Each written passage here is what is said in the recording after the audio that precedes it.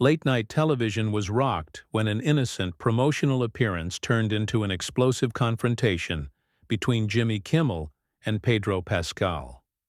What started as standard talk show banter quickly descended into one of the most uncomfortable moments in recent television history, exposing the host's apparent contempt for his guest and shocking viewers nationwide. The tension was palpable from the moment Pedro Pascal walked onto the set of Jimmy Kimmel Live. The acclaimed actor, known for his roles in The Mandalorian and The Last of Us, was there to promote his latest project, a psychological thriller where he plays a journalist uncovering corruption in the entertainment industry. The irony of what was about to unfold couldn't have been more striking. Kimmel's demeanor seemed off from the beginning. His introduction of Pascal was noticeably curt, lacking the enthusiastic welcome usually afforded to stars of Pascal's caliber. The studio audience, initially energetic, grew uncomfortably quiet as they sensed the host's unusual coldness. "So, Pedro, you've been everywhere lately," Kimmel began, his tone carrying an undercurrent of irritation rather than the playful banter viewers had come to expect. "The Mandalorian, The Last of Us, and now this film where you're supposedly exposing the dark side of entertainment. Seems like you're really enjoying pointing fingers at the industry that made you famous." Pascal shifted in his seat, visibly taken aback by the hostile opening. Always the professional, he attempted to redirect the conversation. "Well, it's fiction, Jimmy. But what drew me to the role was the character's commitment to truth, even when it's uncomfortable." "Truth," Kimmel interrupted with a dismissive laugh. "That's rich coming from someone who makes a living pretending to be other people. Tell me, where do you draw the line between acting and hypocrisy?" The audience gasped. Pascal's expression flickered between confusion and mounting anger. The camera caught several audience members exchanging shocked glances. "I'm not sure what you're getting at, Jimmy," Pascal responded, his voice steady despite the provocation. "Is there something specific about my work or this film that's bothering you?" "Nothing specific," Kimmel replied with feigned innocence that fooled no one. "I just find it interesting how actors love to position themselves as moral authorities while living in their privileged bubbles. Your character is exposing corruption? Maybe we should talk about how projects get greenlit in Hollywood. I hear interesting stories about how you landed some of your roles." The insinuation hung in the air like a toxic cloud. Pascal sat up straighter, his jaw visibly tightening. "If you have something to say, Jimmy, why don't you just say it directly instead of hiding behind vague implications?" Pascal challenged, his Chilean accent becoming more pronounced as his anger rose. The production team could be seen frantically signaling from off-camera, clearly trying to steer the interview back to safer ground. Kimmel ignored them. "Let's talk about your co-star in this film." Kimmel pivoted abruptly, though his tone remained antagonistic. "I understand you two had some creative differences during filming. Care to elaborate on that?" "That's not true at all," Pascal replied, increasingly bewildered by the host's antagonism. "Our set was one of the most collaborative and respectful environments I've worked in. Unlike what I'm experiencing right now." The audience erupted in a mixture of awkward laughter and supportive applause for Pascal. Kimmel's face reddened, but instead of backing down, he doubled down. "Respectful? That's not what I heard," Kimmel said, shuffling his note cards performatively. "In fact, I have it on good authority that you were difficult on set, constantly demanding script changes and special treatment." Pascal looked directly into the camera, then back at Kimmel. "Jimmy, I don't know where you're getting your information, but it's completely false. Are you doing this for ratings? Is attacking guests your new strategy to stay relevant?" The camera caught several audience members covering their mouths in shock. The tension in the studio was now thick enough to cut with a knife. Guillermo, Kimmel's sidekick, could be seen looking uncomfortable at his podium, clearly uncertain whether to intervene. "I'm just asking questions that people want answered," Kimmel retorted, his voice rising. "That's my job as a host. Maybe You've been behind that Mandalorian helmet too long to remember how interviews work. Pascal took a deep breath before responding. I've done hundreds of interviews, Jimmy. This isn't an interview, it's an ambush. And honestly, I'm wondering, why? Did I offend you somehow? Is this personal? The commercial break couldn't come soon enough. As the "We'll be right back" jingle played, cameras caught Kimmel and Pascal continuing their heated exchange, with production staff rushing onto the stage.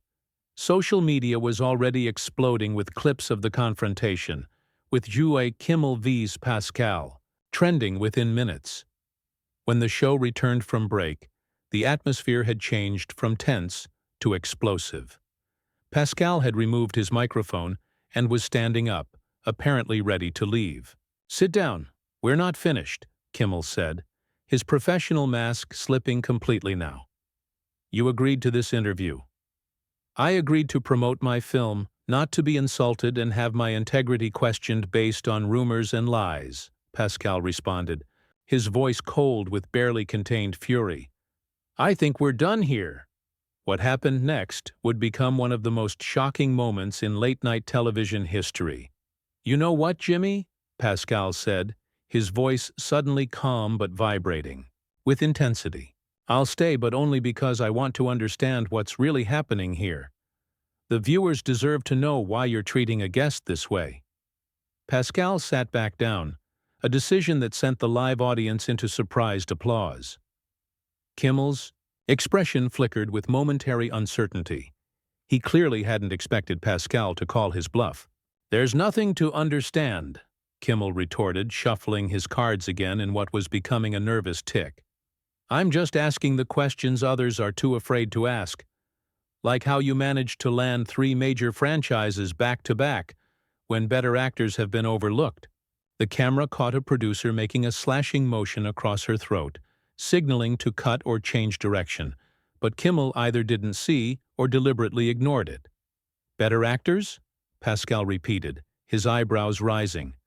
"That's subjective, Jimmy, but what's not subjective is that I auditioned and worked hard for every role I've gotten. What's your real problem with me?" The audience was completely silent now, witnessing something unprecedented. This wasn't the playful celebrity banter they'd come to expect.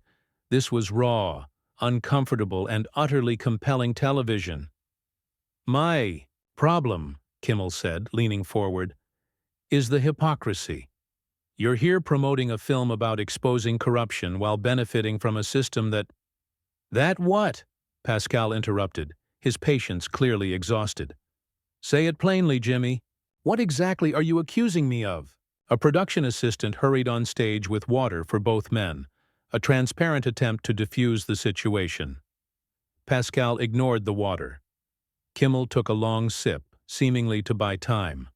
"I'm not accusing you of anything," Kimmel finally said, his tone shifting to something more defensive. "I'm just pointing out the irony." "No, you were making insinuations about how I got my roles," Pascal corrected him. "And I want to know why. Is it because of the comments I made about late-night television in that interview last month?" The audience let out a collective, "Oh," suddenly understanding that there might be a personal grudge at play. Kimmel's face darkened. "You mean when you said late-night hosts were becoming increasingly desperate for relevance in a dying format?" Kimmel shot back. "Why would that bother me?" The tension crackled visibly between them as the true source of the animosity was finally revealed. Pascal had apparently criticized the late-night format in a recent interview, and Kimmel, taking it personally, had decided to ambush him on live television. "That comment wasn't directed at you specifically," Pascal explained, though his tone suggested he now might reconsider that exception. "It was an observation about the industry's evolution. But your reaction tonight is proving my point better than my words ever could." The audience erupted in a mixture of oohs and spontaneous applause. Someone in the back even shouted, "He's right," which was picked up by the microphones. Kimmel's face flushed crimson. "Let's get back to your film," he said, clearly trying to regain control of the interview. Your character exposes a major talk show host who abuses his platform to settle personal scores," Pascal finished for him, looking pointedly at Kimmel. "The parallel isn't lost on me. Art imitating life, apparently." The studio was so quiet you could hear the hum of the equipment. Kimmel's producer was now standing just off camera, gesturing frantically. The show needed to cut to another commercial break, but neither man was backing down. "That's rich," Kimmel said with a forced laugh that didn't reach his eyes. "Next, you'll be telling me you predicted this whole interaction."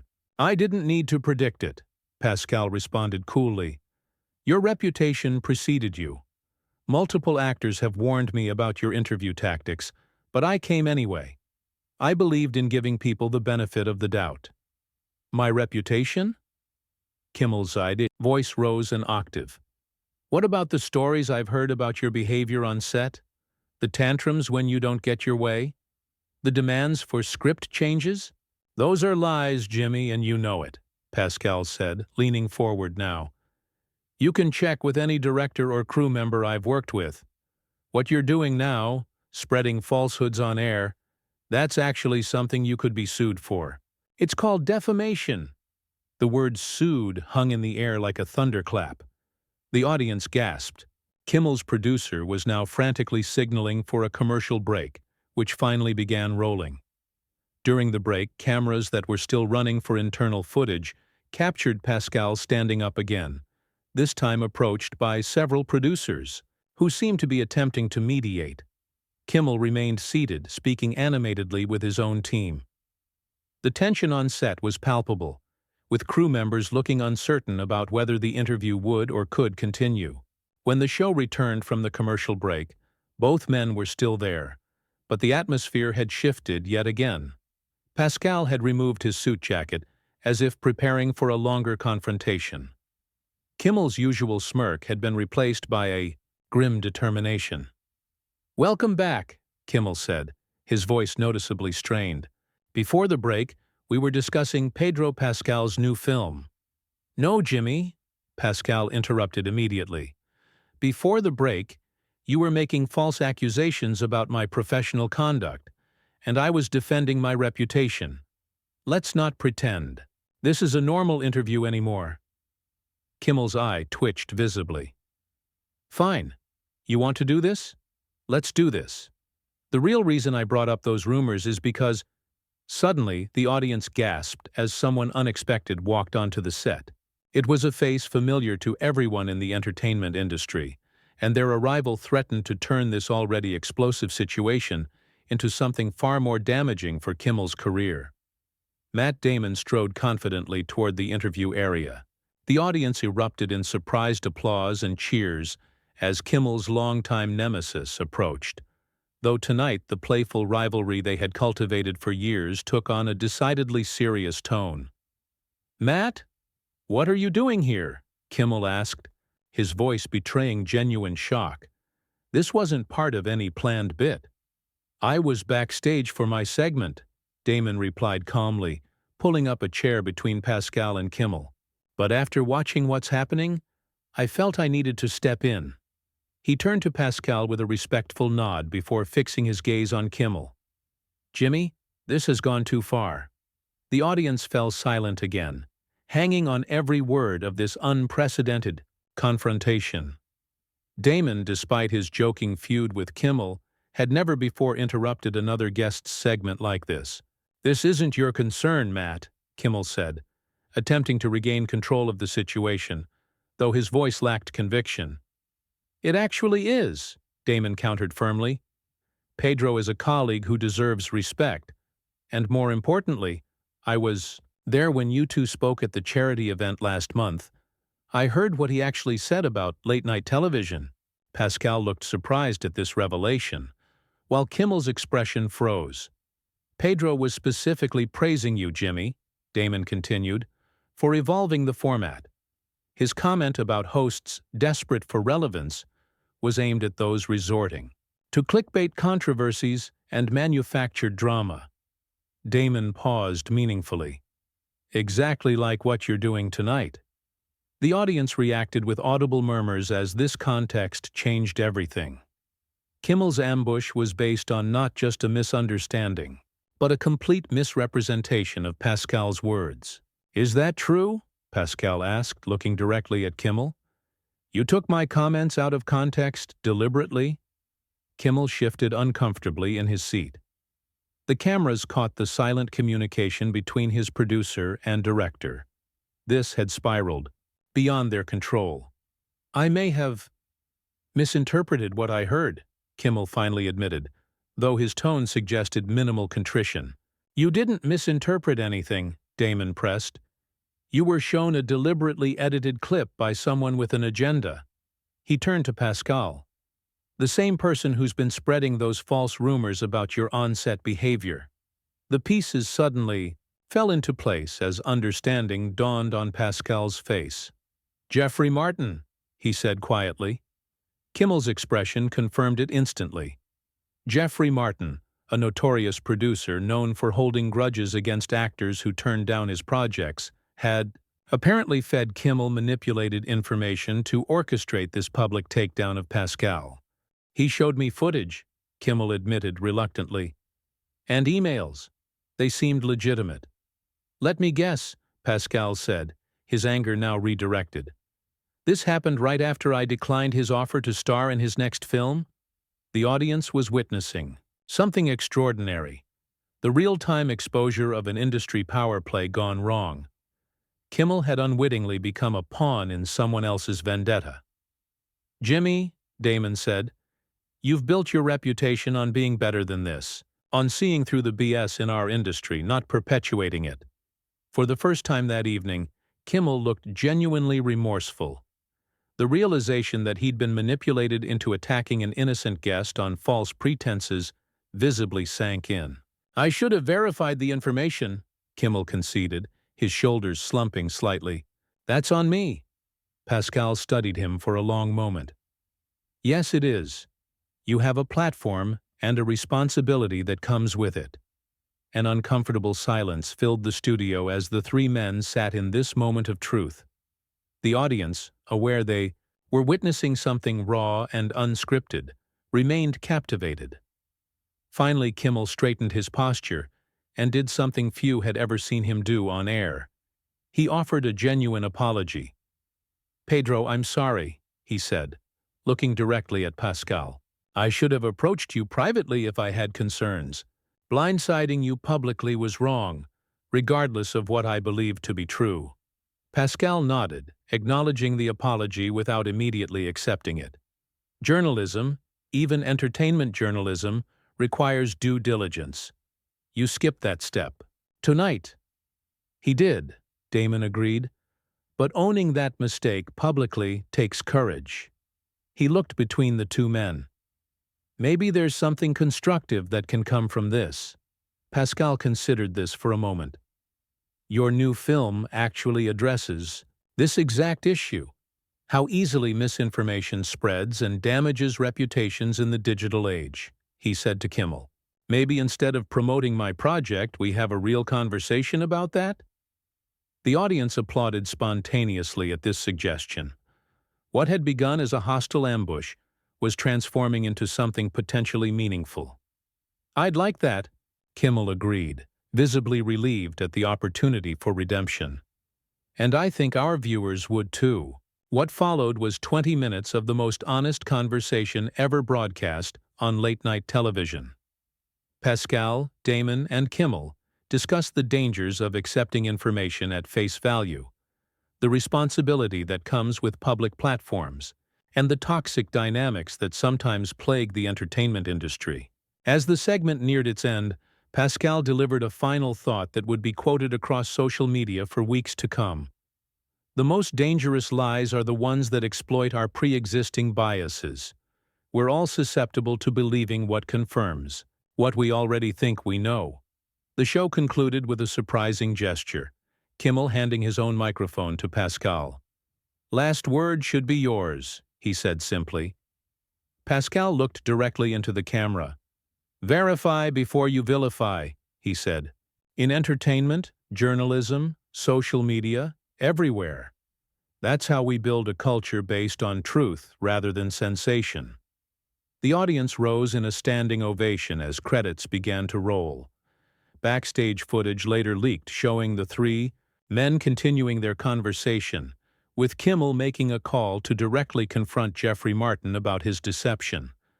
By morning, the segment had gone viral, with "Shatker verify before vilify" trending nationwide. Industry insiders began speaking out about Martin's history of manipulation, leading to a broader conversation about power dynamics in Hollywood. For Kimmel, the night represented both a low point and an opportunity for growth. His ratings initially dipped as viewers reacted to his ambush tactics, but his willingness to own his mistake and pivot to a meaningful discussion ultimately earned him respect. As for Pascal, his composure under pressure and willingness to transform conflict into dialogue enhanced his already sterling reputation. His film, with its themes of truth and accountability in media, opened to record numbers the following weekend.